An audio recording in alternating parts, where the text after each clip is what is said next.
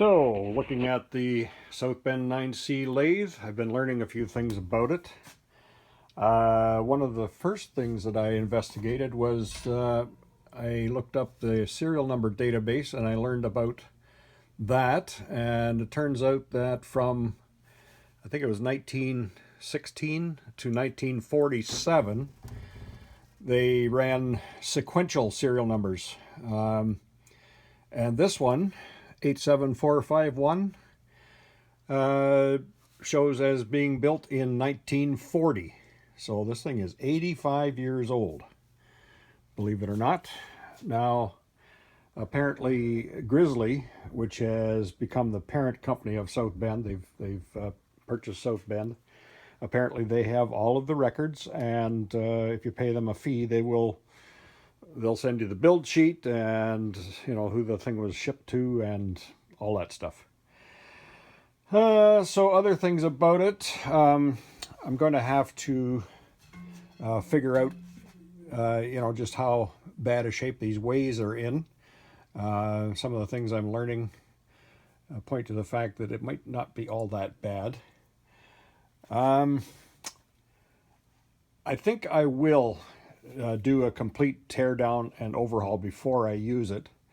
The reason for that is I don't really know how many years it's been idle, and the rotating assemblies and parts in these lathes all run on plain bearings, no roller bearings or ball bearings or anything like that. So what that means is that lubrication is critical and they have to be constantly oiled.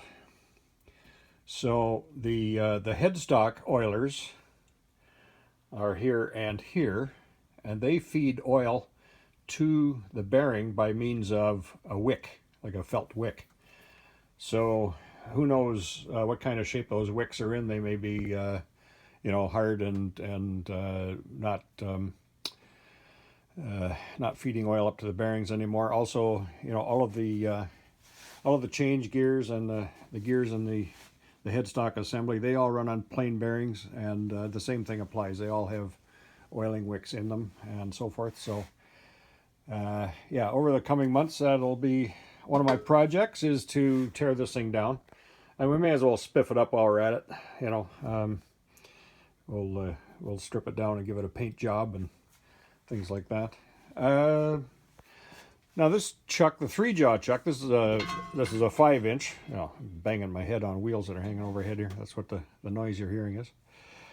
And I'm not sure, that little logo on there, it's all scratched out. I think that might have come off an Atlas or something. But anyway, yeah. And the 4-jaw that came with it, I don't have it right here now. It's upstairs in the garage. A little 4-inch 4-jaw looks like a little toy mini lathe sort of thing. I didn't even check the backing plate to see whether it's threaded correctly for this lathe. So we'll see how that works out. I might have to invest in a 6-inch chuck or something. But anyhow, yeah, so that's, yeah, haven't had a chance to, I've had the thing here for about a week now. I just haven't had time to get at it, but I have done some reading on it in my,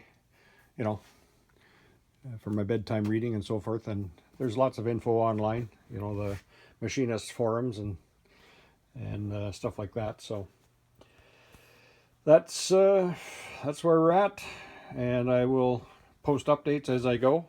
I'll be doing it one piece at a time, so as I do an overhaul on one component of it, I'll show that and bring you along for the ride.